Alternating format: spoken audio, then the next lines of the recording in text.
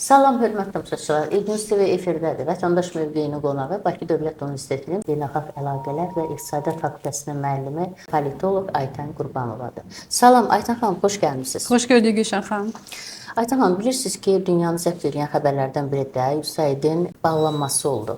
Bəlli oldu ki, bu ümumiyyətlə normal təşkilat deyilmiş, normal qurum deyilmiş. Müxtəlif ölkələrdə, müxtəlif adlarla müxtəlif işlər görüblər və onların pozucu fəaliyyəti üzə çıxdı. İstəyərdim münasibət bildirəsiniz.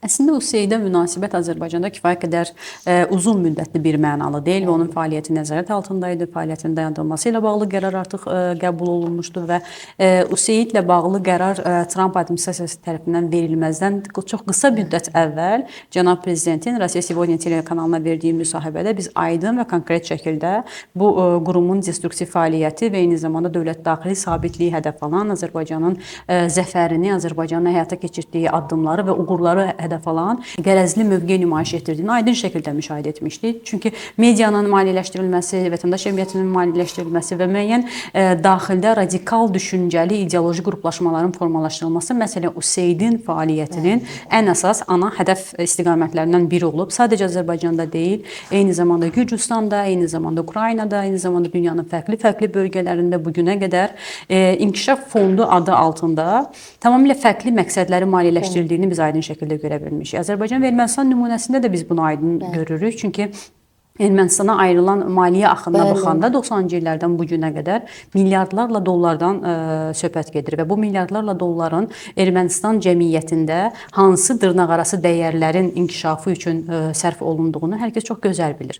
Hərbiləşdirmə, işğalçılığın dəstəklənməsi, eyni zamanda separatizmin, terrorizmin dəstəklənməsi və bu istiqamətdə atılan addımlar. Düzdür, USAID-in özünün ortaya qoyduğu hədəflərə və güya ki, hansı istiqamətdə fəaliyyət göstərməsinə nəzər yetirəndə demokratiya, insan hüquqları, humanitar dəyərlərin qorunub saxlanılması, vətəndaş cəmiyyətinin inkişaf etdirilməsi kimi universal dəyərlər ön plana çıxır. Amma universal dəyərlərin arxa pərdəsində biz necə dövlətlərin daxili işlərinə qarışmaq, qeyri-sabitliyin təşviq olunması, ayrı seçkinin təşviq olunması ilə bağlı bu qurumun fəaliyyət göstərdiyini aydın şəkildə müşahidə edə bilirik və Tramp administrasiyası da kifayət qədər operativ və konkret şəkildə heç qəbul etdiyi 100-ə yaxın qərar arasında USAID-in ləğv olunması ilə bağlı qərarın qəbul edilməsi də qlobal sistemdə gündəlik zəbt edən əsas mövzulardan və istiqamətlərdən birinə çevrildi. Hətta Elon Musk'ın paylaşdığı, X hesabından paylaşdığı məlumatlar bu təşkilatın nə qədər geniş şəbəkələşmiş bir təşkilat olduğunu və bir çox istiqamətdə fəaliyyət göstərdiyini də ortaya çıxarır ki, bioloji silahların sınaqlardan keçirilməsi ilə tədqiqatları ilə bağlı, eyni zamanda COVID-19 ilə bağlı paylaşımları var idi ki, bunların hamısı məsələ USAID tərəfindən maliyyələşdirilir və beynəlxalq sistemdə nəzarət mexanizminin formalaşdırılması üçün Trumpın ya da Musk'ın ifadə etdiyi kimi bir şeytan yuvasına çevrilib. Və o heç bir halda onsuz hər hansı bir formada təmizlənə biləcək bir istiqamət deyil. Ona görə onun bir mənalı şəkildə ləğv olunması düşünürəm ki, dünya dövlətləri üçün sabitliyin, inkişafın əsas təşviq edici amilinə çevrilə bilər. Çünki heç bir təşkilat, heç bir qurum, heç bir fond hər hansısa suveren dövlətin daxili işlərinə qarışa bilməz. Heç bir suveren dövlətin daxilində qeyri-sabitliyi təşviq edəcək istiqamətdə fəaliyyətləri maliyyələşdirə bilməz, medianı maliyyələşdirə bilməz. Cənab prezident öz çıxışında aydın vurğuladı ki, biz Amerikada media qurumlarını maliyyələşdirmirik. Niyə Amerikan təşkilatı gəlib bizdə media qurumlarını maliyyələşdirməlidir və Azərbaycan əleyhinə informasiya müharibəsində hər hansı bir formada bir propagandanın arxa pərdəsinə, himayədarına çevrilməlidir? Ona görə bu bizim tərəfimizdən heç bir halda qəbul edilən deyil. Düşünürəm ki, normal düşüncəyə sahib olan, bütün dövlətçilik ənənələrinə sahib olan hər bir dövlət üçün də bu eyni qaydada qiymətləndirilir. Sizcə ABŞ USAID-in ləğvindən sonra bu cür müdaxilələrdən əl çəkəcək? Amerika Birləşmiş Ştatları qlobal gücdür, fövqəli dövlətdir və bu fövqəli dövlətin bütün qlobal sistemdə hər bir dövlət və hər bir aktorla bağlı maraqları var. Təbii ki, fərqli mexanizmlər işlənilə bilər, amma burada əsas mahiyyət onunla bağlıdır ki, istifadə olunan mexanizmlər dövlətlərin birbaşa olaraq milli maraqlarını və milli təhlükəsizliyini hədəf almamalıdır. Amerika öz maraqlarını təmin edəndə digər dövlətlərin maraqlarını göz ardı etməməlidir. Onların suverenliyini təhdid edəcəyi istiqamətə yol verməməlidir. Trump administrasiyasının dünya üçün vəd etdiyi yanaşma bu istiqamətdədir ki, o Amerikanı gücləndirmək, amma eyni zamanda xarici siyasətdə tamam fərqli istiqamətdə münaqişələrin dondurulması ya da dayandırılması istiqamətində real aktiv addımların atılması, digər tərəfdən isə daxildə miqrantlarla bağlı məsələ, iqtisadi göstəricilərlə bağlı Çinlə qarşı durma. Təbii ki, Trumpın verdiyi bəyanatlar bir çox istiqamətdə münaqişələr də özündə ehtiva edir. Çünki Kanada kimi, Qırlandiya kimi, Panama kimi müstəqil dövlətlərin ərazi bütövlüyünü hədəf alan çıxışları heç bir halda bir mənalı şəkildə qarşılana bilməz. Amma digər bir istiqamətdə başqa münaqişələrin həll olunması ilə bağlı konkret mövqe nümayiş etdirir ki, burada Rusiya-Ukrayna müharibəsini aydın şəkildə görə bilirik ki, düzdür, Ukraynanın ərazi bütövlüyünün bərpa olunmasının qısa müddətdə real ola biləcəyi ehtimalı kifayət qədər aşağıdır və bu ehtimallar dəyərləndiriləndə hər zaman bu istisna edilir. Çünki niyə? Rusiya artıq daha genişləndirilmiş formada Ukraynanın ərazisini işğal edib və nəzarət altında saxlayır. Bugün əsas məsələ əslində danışıqlar masasının qurulması ilə bağlıdır ki, Ukraynanın ərazi bütövlüyünün bərpası istiqamətində müzakirələr o masada artıq gündəliyə gələ bilərmi, bilməzmi? Bu istiqamətdə olsun. Yəni sizin sualınıza geri qayıtsaq, Amerika Birləşmiş Ştatları yenə də dövlətlərin işinə qarışmaqdan əl çəkəcək ki, yoxsa yox? Bir mənalı şəkildə xeyir deyə bilmirik. Çox təəssüflər olsun ki, Amerikanın şəbəkələşmiş fərqli qurumları və ya Amerika daxilində fərqli maraqlara xidmət edən başqa institusional orqanlar da var ki, bunlar hər hansısa bir formada dövlətlərə müdaxilə mexanizmlərini hər zaman təzyiq və ya təsir vasitəsi kimi istifadə etməyə çalışırlar. Bu ənənəvi Amerikan siyasəti ya da Qərb siyasəti olaraq da dəyərləndirilir. Amma ümid edirik ki, Tramp administrasiyası dövründə USAID nümunəsində belə təşkilatların sıradan çıxması və heç bir halda dövlətlərin daxili işlərinə qarışma ilə bağlı müdaxilə cəhdləri müşahidə edilməsin və bərabər hüquqlu və ədalətli prinsip əsasında yeni dünya nizamı formalaşsın. Çünki formalaşan yeni dünya nizamında artıq aktorlar əvvəlki aktorlar deyil və biz öz dövlətimiz nümunəsində deyə bilərik ki, Azərbaycan 90-cı illərdəki Azərbaycan deyil və heç kim Azərbaycanla nə diktə dillə danışa bilməz, nə onun daxili işlərinə qarışa bilməz, nə onun suverenliyini təhdid altında alan hər hansısa bir addım ata bilməz. Maliyyələşmə ya da medianın idarə olunması ilə bağlı ümumiyyətlə cəhdlərdən söhbət gedə bilməz. Çünki Azərbaycan dövlət qurumları, Azərbaycan dövləti bu istiqamətdə kifayət qədər operativ və nəzarət mexanizminə sahibdir və atılan addımlar hər biri müşahidə altındadır. Ona görə də Amerika kimi dövlətlər və qlobal güclər Azərbaycanla, dünyanın digər dövlətləri ilə əməkdaşlıq etmək istəyirlərsə, bunu açıq, şəffaf platformalar çərçivəsində etməlidirlər ki, düşünür ki, əslində normalı və beynəlxalq hüquqa əsaslanan əsas prinsipial dəyərləri ehtiva edən münasibətlər sistemi də bunu tələb edir. Ermənistandan danışaq, Avropa İttifaqının Ermənistandakı müşahidələrindən. Orada nə var? Onlar nəyi müşahidə edirlər sizcə? Ümumiyyətlə Avropa İttifaqı Ermənistandan nə axtarır? Yəni birinci sual bu olmalıdır. Çünki Avropa İttifaqının dırnaqarası mülki missiyası Ermənistan ərazisində öz mövcudluğunu güya ki, sülhə töhfə vermək, danışıqlar prosesinə töhfə vermək və şərti sərhəddə hər hansısa bir formada təxribatların qarşısını almaq ya da müşahidələri paylaşmaq istiqamətində əsaslandırmağa çalışırdı. İlkin mərhələdə onların sayı 40-dan artıq deyildi çox. Amma hal-hazırda 209 üzvün olduğunu biz aydın şəkildə müşahidə edirik və bu Avropa İttifaqının missiyası deyil. Çünki onun tərkibində Kanadanın nümayəndələri də var. Bu kollektiv Qərbin təmsilçiliyi olaraq da qiymətləndirilə bilər. Digər bir istiqamətdə Avropa İttifaqının mülki missiyasının mandatının uzadılması ilə bağlı qərar niyə Azərbaycanın iştirak etmədiyi müzakirələrin nəticəsində qəbul edilib? Çünki əgər gəlib bizim sərhədimizi müşahidə edirlərsə, binokul diplomatiyasını Azərbaycan sərhədində həyata keçirirlərsə, bunun icazəsi birinci bizdən alınmalı idi. Bununla bağlı dəfələrlə Azərbaycan Respublikasının Xarici İşlər Nazirliyi rəsmi bəyanatlar yayıb və eyni zamanda həmin o binokul diplomatiyasının birbaşa icraçısına çevrilən dırnaqarası diplomatları və dövlət və hökumət başçılarını məlumatlandırıb və xəbərdarlıq edib.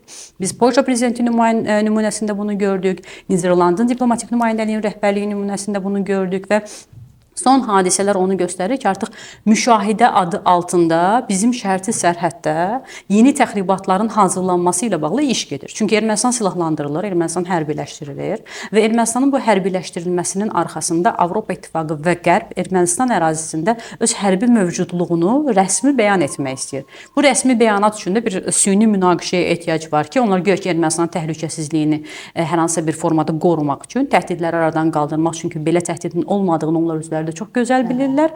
Ermənistan ərazisində hərbi varlıqlarını artıq legitimləşdirib əsaslandıra bilərlər. Bununla bağlı çox cəhdlər olub. İstər Naxçıvan istiqamətində, istər şərti sərhəddə, istər Qazaxla olan sərhəd bölgəmizdə təxribatların həyata keçirilməsi, dəfələrlə atəşkəsin pozulması və bu istiqamətdə atılan addımlar və yayılan qərəzli bəyanatlar onu göstərir ki, onlar müəyyən bir ssenarinin tərkib hissəsi kimi qoyulan məqsədlərə və hədəflərə doğru addım-addım irəliləməyi hədəfləyirlər və bu heç də sülh hədəfi deyil. Çox təəssüflər olsun ki, bu heç də təhlükəsizliklə bağlı nəticələr özündə ehtiva etmir. Baxmayaraq ki, biz sülh danışıqları çərçivəsində 17 bəndin 15-i üzrə razılıq əldə etmişik. Amma digər 2 bənd prinsipial əsasları təşkil edir. Çünki Əgər Ermənistan Azərbaycana münasibətdə ərazi bütövlüyünü hədəf alan və ərazi iddialarından əl çəkməyən mövqe nümayiş etdirirsə və bunu konstitusiya əsaslarında, müstəqillik aktında ifadə edərək onu çıxartmaqdan imtina edirsə, bu heç bir halda onsuz davamlı sülhün zəmanəti ola bilməz. Digər tərəfdən bizim əsas tələblərimizdən biri məhz Avropa İttifaqının mülki missiyasının Ermənistan ərazisindən çıxarılması ilə bağlıdır. Çünki bizim sərhəddimizdə təhdid formalaşdırılır. Bizim sərhəddimizdə milli təhlükəsizliyimiz hədd altına alınır və ona görə də mülki missiyanın fəaliyyəti davamlı şəkildə davamlı xarakter almadan dayandırılmalı və Ermənistan ərazisindən çıxarılmalıdır. Çünki 27-ci ilə qədər bu missiyanın fəaliyyəti uzadılırsa və biz qısa müddətli sülhlə bağlı Ermənistan və onun arxasında dayanan himayədarlarının hər hansısa bir dırnaqarası çağırışlarını eşidiriksə, bu ziddiyyətli mövqe necə izah oluna bilər? Sülhə hazırlaşan Ermənistanın hərbiləşməyə ehtiyacı olmamalıdır. Sülhə hazırlaşan Ermənistanın öz ərazisində hər hansısa bir missiyaya ev sahibliyi etməyə ehtiyacı olmamalıdır. Müşahidəçisi olmamalıdır. Bəli, müşahidəçisi olmamalıdır və biz aydın şəkildə görmüşük ki, iki tərəfli formatda keçirilən görüşlər bizi hər zaman sülhə yaxınlaşdırıb. İstər delimitasiya demarkasiya komissiyasının fəaliyyəti çərçivəsində bunu dəyərləndirə bilərik. İstərsə də əldə olunmuş razılıqların da məsələ iki tərəfli görüşlər çərçivəsində əldə olunduğunu nəzərə alsaq, üçüncü, dördüncü tərəflər müdaxilə edəndə biz sülhdən uzaqlaşırıq. Biz heç bir halda sülhə yaxınlaşmırıq və onların maraqları daha çox müzakirə obyektinə çevrilə bilir və ona görə də bu Avropa İttifaqının dırnaqarası mülki missiyası əslində kəşfiyyat missiyası regiona heç bir halda sülh üçün töhfə verəcək addımlar atmır və onların varlığı və mövcudluğu əslində sülh danışıqlarına da, sülh prosesinə də birbaşa zərbədir. Ermənistan sülh müqaviləsini Avropa İttifaqının əli ilə sabotaj edir, mənə elə gəlir və eyni zamanda Ermənistanın prezidenti Vaşinqtondadır bugün, vitse-prezidentlə görüşür. Fevral ayının 7-sinə qədər Paşinyanın bəli rəsmi səfəri davam edir, işgüzar səfəri davam edir Amerika Birləşmiş Ştatlarına və dini azadlıqla bağlı sammitdə iştirak məqsədi ilə səfər etmişdi və bu sammitdə iştirak edənlərin ümumi tərkibinə, indiyə qədər olan iştirakçıların tərkibinə baxanda heç vaxt dövlət və hökumət başçıları səviyyəsində təmsilçiliyin olmadığını aydın şəkildə görə bilirik. Bu o deməkdir ki, Ermənistan rəhbərinin əsas hədəfi məsələ o sammitdə iştirak etmək deyil, hər hansı bir platforma əldə edərək Amerika Birləşmiş Ştatlarının yeni administrasiyası ilə əlaqələr qurmaq, kommunikasiya yaratmaq məqsədi daşıyır. Çünki Trumpın verdiyi mesajlar regionda sülhü dəstəkləyici mesajlardır və o heç bir halda təxribatların davam etdirilməsi ya da hər hansısa bir formada yeni konfliktli şəraitin formalaşdırılmasını istəmir və bu heç də Ermənistan maraqlarına uyğun deyil. Sadəcə Ermənistanın deyil, onun arxasında dayanan himayədarlarının da maraqlarına uyğun deyil ki, biz konkret olaraq Fransanı qeyd edə bilərik, Kanadanı qeyd edə bilərik. Bəzi dövlətlər var ki, onlar məsələ Cənubi Qafqazda Azərbaycanla Ermənistan arasında münaqişənin davam etməsi və heç bir halda sülhə nail olunmamağın marağındadırlar və bu istiqamətdə addım atmaq istəyirlər. Ermənistan Avropa İttifaqı vasitəsilə sabotaj etmək istəyir sülhü. Ümumiyyətlə Ermənistanın belə bir iradəsi yoxdur. Əslində Ermənistan onların diktəsi ilə sülhü sabotaj edir. Ermənistan bu günə qədər hər zaman alət funksiyasını icra edib. Ermənistan Azərbaycan ərazilərini işğal edən tərəf olmayıb. İşğal edilib Ermənistanın nəzarətinə dırnaqarası verilib və uzun müddət danışıqlar prosesi çərçivəsində həmin ərazilərin Ermənistan ərazisi kimi legitimləşdirilməsi ilə bağlı addımlar atılmağa çalışılır. Bunun qarşısını alan tərəf Azərbaycan olub. İstər ATƏT-in Minsk qrupu çərçivəsində olsun, istər BMT Təhlükəsizlik Şurası çərçivəsində olsun, heç bir real addımın atılmadığını hər kəs çox gözəl bilir. Və ondan sonraki atılan addımlar, 2-ci Qarabağ müharibəsi, antiterror tədbirləri, Azərbaycan ərazi bütövlüyünün bərpa olunması, suverenliyimizin tam şəkildə bərpa olunması onlara verilən ən böyük dərs idi. Və onları çəkindirən və qorxudan məqamda bununla bağlı idi. Ermənistan çox gözəl bilir ki, Azərbaycanın qarşısında tək başına mübarizə aparmaq potensialına sahib deyil. Və arxasında dayanan qüvvələr çəkildiyi anda əslində Ermənistanın deyəcək sözü ya da sülh masasında hər hansısa bir tələbi də ola bilməz. Və onların əslində Ermənistan vasitəsilə regiona nüfuz etmə marağının olması Ermənistan üçün müəyyən bir vaxt qazanmaq, manevr imkanları üçün şərait formalaşdırır və Avropa İttifaqının, Amerika Birləşmiş Ştatlarının və ümumilikdə kollektiv Qərbin Cənubi Qafqaz siyasətində yeni bir platformaya çevrilir Ermənistan ki, Gürcüstandakı dayaqlarını da itirdikdən sonra xüsusilə Ermənistan vasitəsilə həm Azərbaycana müəyyən bir təsir vasitələri formalaşdırmağa çalışırlar, həm də Rusiya Qərb qarşıdurmasını yeni bir məkana, yeni bir istiqamətə yönləndirməyə çalışırlar. Buna nail ola biləcəklərmi? Xeyr. Çünki bugünə qədər atdıqları təxribat addımlarına onsuz Azərbaycan praqmatik, adekvat və operativ şəkildə cavab verib. Çox gözəl bilirlər ki, təhlükəsizliyimiz hədə altına alındığı halda hansı cavabla qarşı-qarşıya qala bilərlər. Təşəkkür edirəm Aytan xanım. Çox sağ olun.